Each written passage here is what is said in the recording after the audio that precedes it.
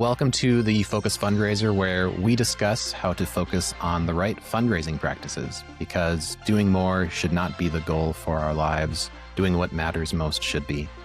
And the goal in this time is to hear from successful fundraisers who are in the trenches and who are willing to share the practices that they use on a daily basis. Today, I am joined by Erin Davison. Erin, you were previously the CEO of Big Brothers Big Sisters of Southwest Louisiana. Now you're running your own consulting firm for nonprofits, as well as you are still the consultant director of development at Scouting America, South Louisiana. Is that correct? Yes, correct. Hello. Yeah, thank you so much for joining, and let's dive into your background.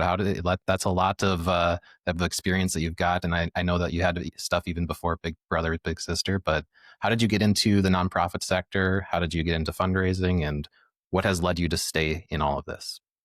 So I grew up, my family were very involved in the community and involved in community, events and fundraisers and support. So my mom was very involved in March of Dimes when I was growing up.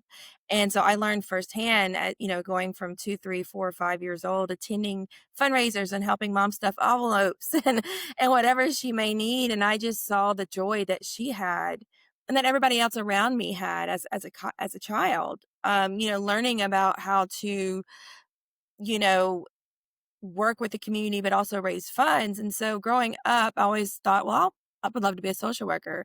So my background, undergrad, is in social work and sociology.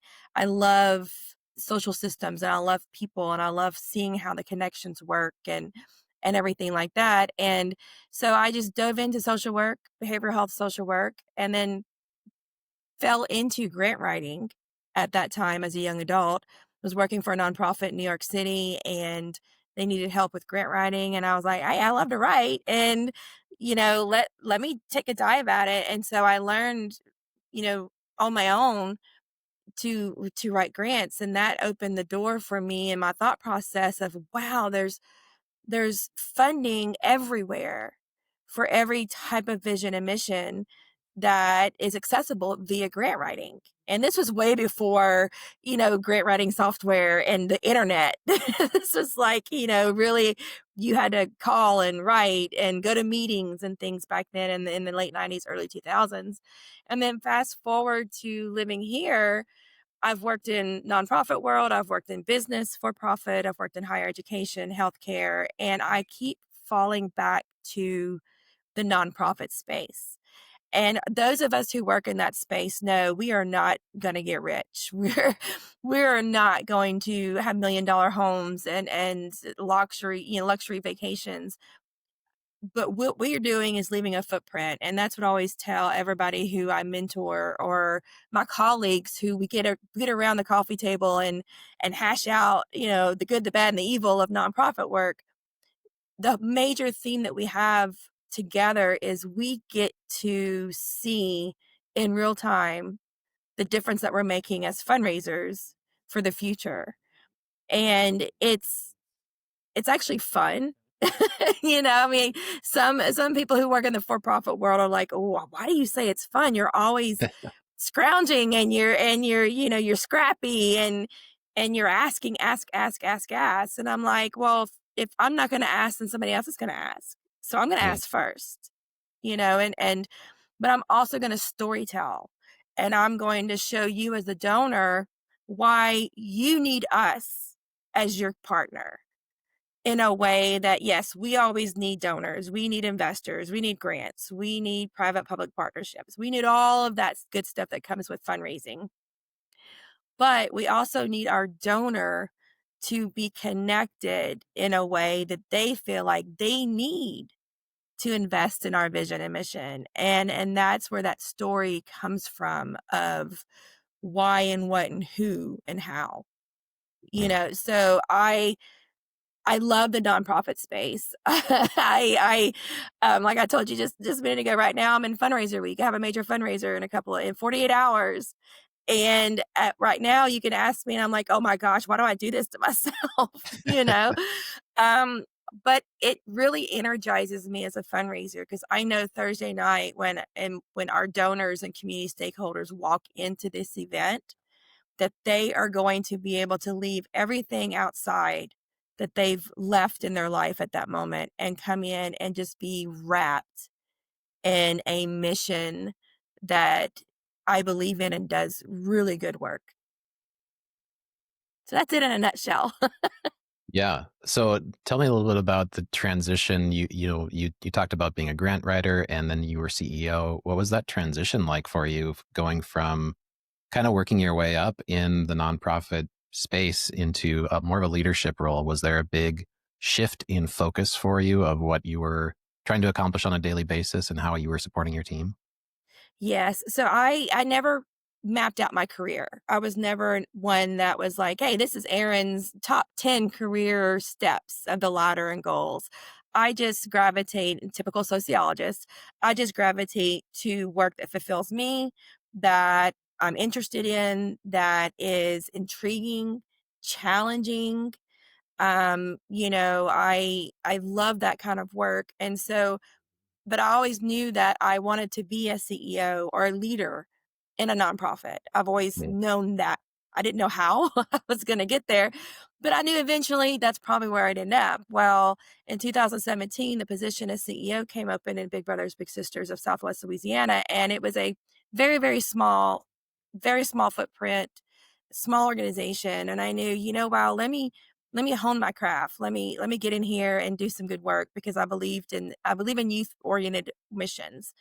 So did that for 7.5 years, and then it was time for me to move on. I pretty much had exhausted my level of CEO ship, so to speak. It was time for me to turn it over to the new helm, an amazing chief that moved up into the CEO position.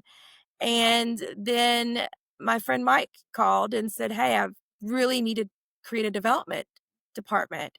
And we have a couple of different scouting councils in Louisiana that are merging to make a regional approach, which is not unusual right now in today's day and age."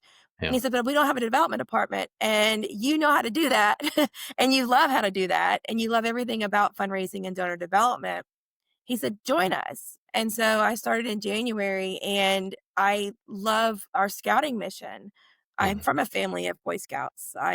My grandfather received a silver beaver. My nephews are both Eagle Scouts. And, I know that what we do in scouting is critical for our generation of youth that need the leadership, survival skills, be reverent, trustworthy, kind, courteous, all the scout oath and law.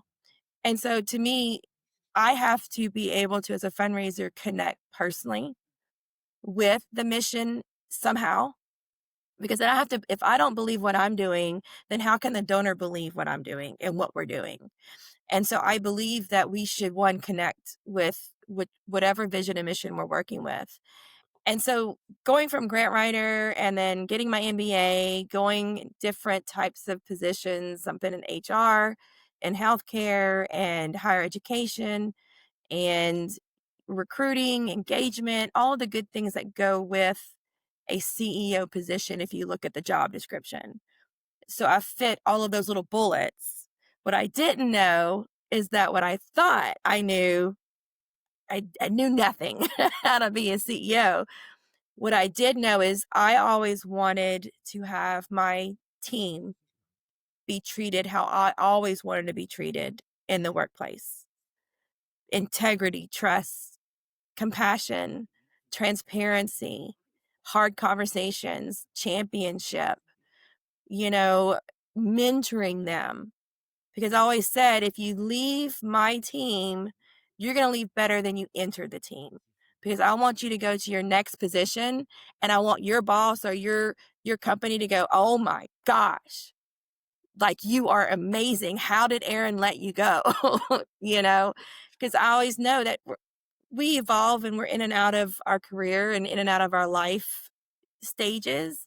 So I never wanted anybody who left my team to not be ready for the next adventure, and also to lead with compassion like I do. I'm human. But I was the first one to say, "Hey y'all, I messed up. I'm your leader, but I messed up. Sorry, Mm. let's talk about it." Yeah. That's super good. Leadership is a passion of mine to talk through. So let's talk about that for a little bit. What did you lean into when you realized that you said you knew nothing. So how did you start to learn on the job? Like, did you read books? Did you find mentorships? How did you personally grow so that you could better support your team? All of that. I mean, you name it, podcasts and little bits and that mentors. I relied heavily on my mentors of the community that believed in me and wanted me to succeed as a emerging leader. I leaned heavily on my leadership staff in my organization. They could also mentor me to be a better leader, and that helped a lot.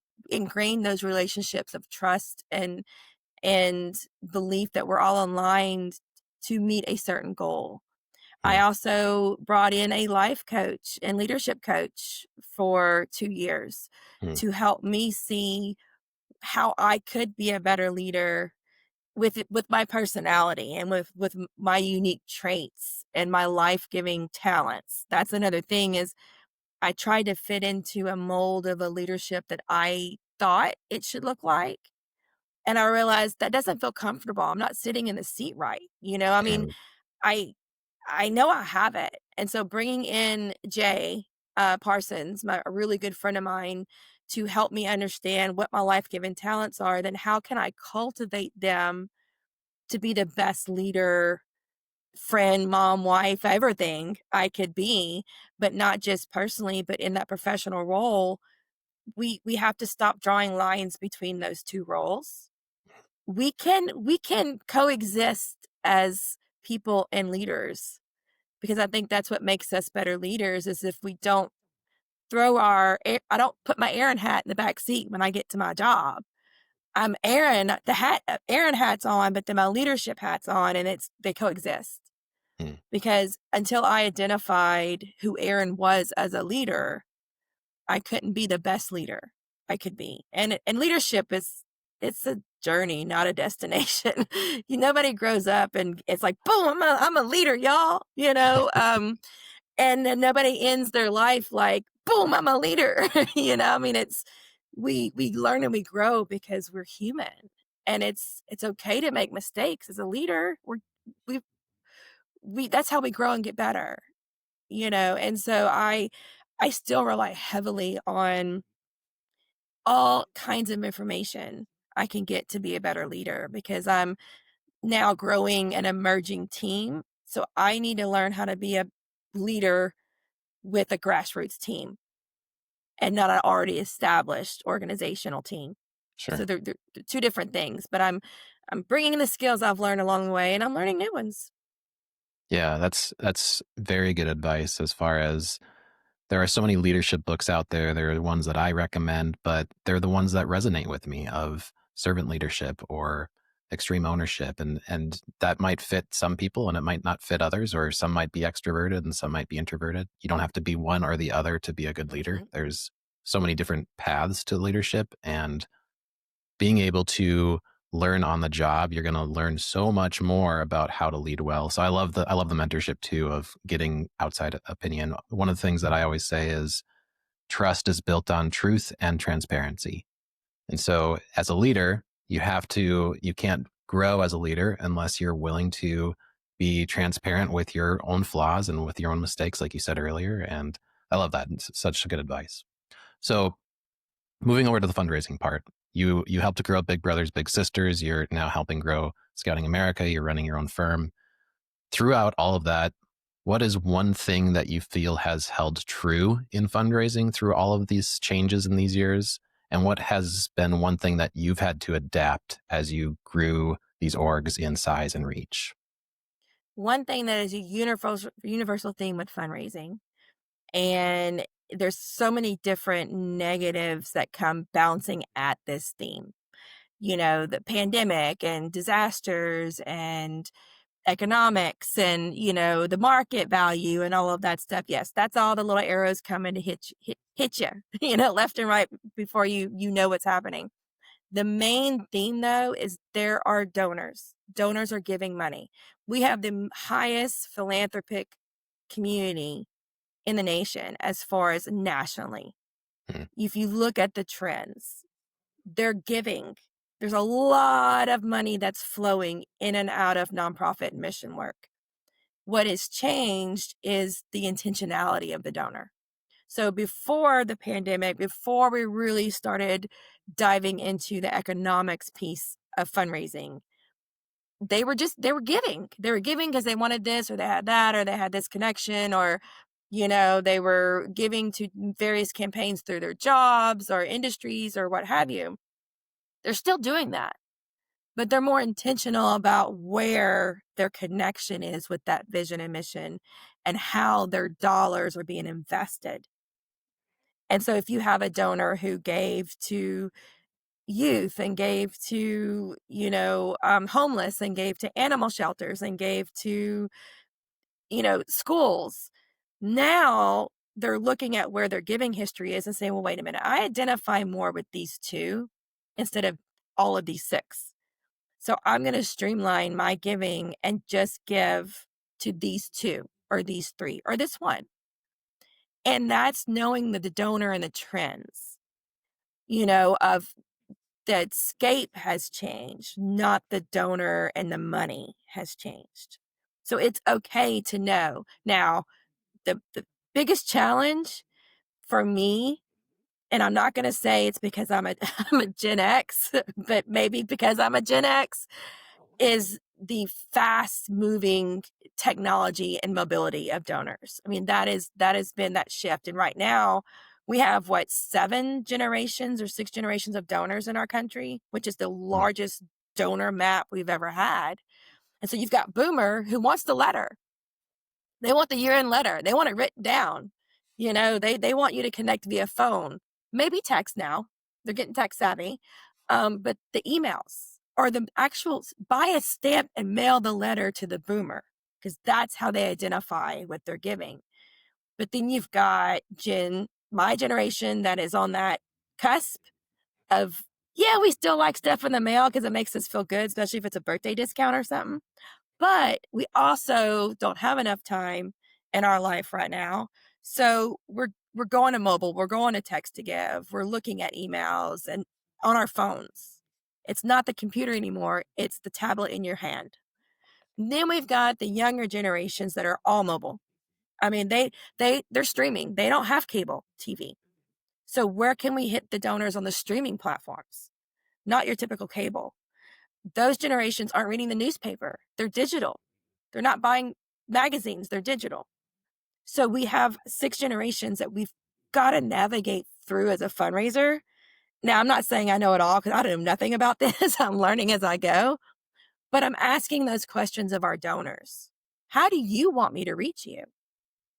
And they tell me how they want me to reach them. And that's what I do. And then that is them feeling like, oh, wow, Erin hears me. Erin knows I am not going to get mail at my house because maybe I have a P.O. box. Erin knows that I want her to text me. Text me the graphic. Boom. Go on the website. Here's the link. Here's the QR code. You know, text to give right there on their phone. They donate. Yeah, So that is that sweet spot of how do you want me to reach you? And I'll do it. that's good. The intentionality part I've heard very often as a change of donors are becoming more intentional. How do you feel like nonprofits and fundraisers can, so segmenting into these different formats is a big piece, but how else can they make sure to align what their organization is providing to this intentionality? How do you feel like that's shifted? I think it's going in the right direction. I see in my work and I see in the trends and following, donor data and following how donors are engaging. Storytelling. We've said it, fundraisers say it over and over and over and over, but it is critical. Storytelling. Raw storytelling. Yeah, That's one thing when I work with my consulting clients is I'm like, why are you stressed out about doing video, armchair videos or anything like that. They're like, well, I don't have the money for that. I'm like, you got a cell phone? I mean, there's so many right. apps you can download and people don't want the fanciness. The highest click-throughs and views are raw videos of you and I right here talking to each other. If you were a scout and you and I'm like asking questions about, so how, tell me about your story in scouting and what did you do for an Eagle Scout and, all of that stuff. And this is what they want. Yeah. Unedited, not fancy, smancy conversations. And they want something that they're hearing to click. And they want to feel like, oh, wow, they know what they're reading my mind. That's what a donor wants. Oh my Yeah. gosh. How did Erin know that? Well, because Erin knows her donors, because I ask the hard questions, Right. sometimes very uncomfortable questions and awkward, but I ask because anybody can fundraise and ask for $1, can ask for $1,000, but you're not going to give it to the vision or mission, or you're not going to believe me if I'm not providing you the information for you to go, oh my gosh, look at what they're doing. And it's storytelling. And storytelling is across the board. Storytelling does not fit on one platform or the other. Storytelling does not fit in an end of year donor letter or a mass email newsletter. Don't Storytelling fits all forms of communication. And that's the easy part. Yeah. Is just tell the story. Yeah. That's huge. I love that. That's very good advice. So, Erin, as you moved into your consulting role, what have you seen as the main culprit for unfocused time in the fundraisers that you're advising and the team that you're helping manage at the Scouting America? What advice would you give to those that are maybe unfocused, and you're seeing what are you seeing as a common thread in the unfocused, and how do you provide advice to those? I'm not necessarily seeing unfocused, so to speak. It's capacity. Hmm. It's fundraising and mission and donor engagement is flying. Excuse me. We'll start over. Donor engagement and fundraising is flying at warp speed, and we as humans and our capacity, it's too hard for us to keep up. It's consistently all around you. Oh, I'm not doing this. I've got to do this. Oh, well, I don't have the team. I don't have the capacity. I don't have the bandwidth. And Right. so when I meet with small nonprofits or emerging or large nonprofits to see where I can come in as to fit a need for consulting, the main need is funding. If they had more funding, they can have more capacity. They can serve more people. But they can't serve more people because they don't have the capacity because they don't have the funding. So it's literally a catch 22. And so right now I love grant writing. I'm a seasoned grant writer. That is a fun part of my life is working with a nonprofit and being able to hopefully have them receive critical funds for their programs and their missions. And grant writing is one of those that is not centrally focused in a nonprofit because of capacity, bandwidth. I mean, writing a grant, that anybody can be trained to write a grant. It's the research and the knowing how that funder fits funding pillars. That takes time. I mean, Hmm. I could research for 5 hours and find two potential funders. It's just the way of the matching works. So I find that the ones that I'm working with, it's capacity.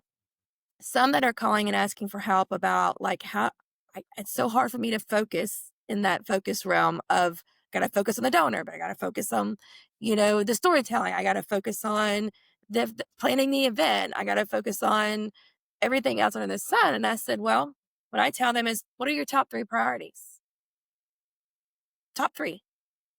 Funding is always number one. If anybody doesn't have funding on the top one of a nonprofit, then I don't think you're really a nonprofit. Funding is always priority. So Yeah. I'm like, okay, well, we know that. That's standard. What's another priority? Growth, more people served, larger footprint, maybe a new streamlined service line somewhere in a rural region. Okay, well, number two. And then number three, I always tell them number three should be your people. Hmm. That should be priority for you, your people, internal and external people. And if they don't add people on their list, I'm like, well, then how are you supposed to fulfill your number twos if you top two, if your third is not a priority of people? Your people have to be happy, fulfilled, confident, engaged in the vision and mission. And so I streamline those top three priorities. I'm like, if you focus on these top three, your focus will align, everybody else's focus will align together. And then you can add to those top three and branch out. Hmm. But instead of thinking about the whole umbrella, because that's very easy to think about in the nonprofit world is not today, but tomorrow. But you Yeah. still have to think about today to get to tomorrow. So it's like a teeter-totter. I tell everybody is you can teeter one way for a little while, but it's okay to teeter another way and the other way because it's people. We're not selling a product. We're selling a service. And Yeah. it's still a business. So we have to start flipping our mindset and think, yes, the nonprofit world is nonprofit, mission oriented work, but we're still a business. Hmm. Yep. Yeah. Yeah, I agree. And like any business, pipeline, fundraising, however you talk about it, business or nonprofit, if you stop it and you focus on something else for a while, it's going to dry up and you're going to get onto the roller coaster effect of not raising a lot of money and then trying to use it or work with it and then not having enough money and raising it. And so having consistency on those top three, I love that. That's great. And that's so hard to know you need this much funding Yeah. in 12 or 18 months. And you also need to enhance the service line or add to your school partners or whatever and literally trying to align donors and need. And sometimes you have more than the other, but that's okay. Don't freak out. It is okay because then you can go back to your donors and say, we have raised a lot more this year than we anticipated. So we're going to invest the revenue into forever funding, organizational savings. We're going to hold on to it. Like, be that transparent with your donors. It's Yeah. okay. Nonprofits should show a revenue every year Yeah. because that's strong. It's what and how you use your windfall is what's most important. When I would receive large donations or sometimes be it, with the disasters, we had more revenue coming in than we had program services because of the climate, because of what was going on in our world. I just flat out told my donors, hey, you see, this isn't normal. But thank you so much for giving. And thank you so much for letting us have this revenue because I'm now using this revenue to start an endowment. We're using this revenue to, you know, invest more in youth safety training. We're using this revenue to invest into better technology to enhance our vision and mission to our community. So it's okay to have those conversations. We don't Mm. have to shy away from having revenue. It's how we use it. That's the key. Yeah. When that happened for you, did you experience your donors drying up because they felt like you had enough, or did you experience them seeing you as fiscally responsible of, hey, they're communicating what they're doing with these extra funds and you didn't see a dip in funds? Did you see one or the other? Oh, I saw donors engaged. I mean, I was scared at first because that was my first time to ever have, more revenue than normal. We always want to increase revenue 10-15% a year, basically, because of service lines and basic cost of living and things like that.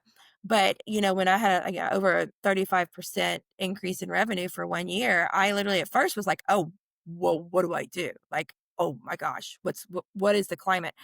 I started hitting it head on with our donors and our corporate funders and our grant funders and everybody I could that knew that was investing.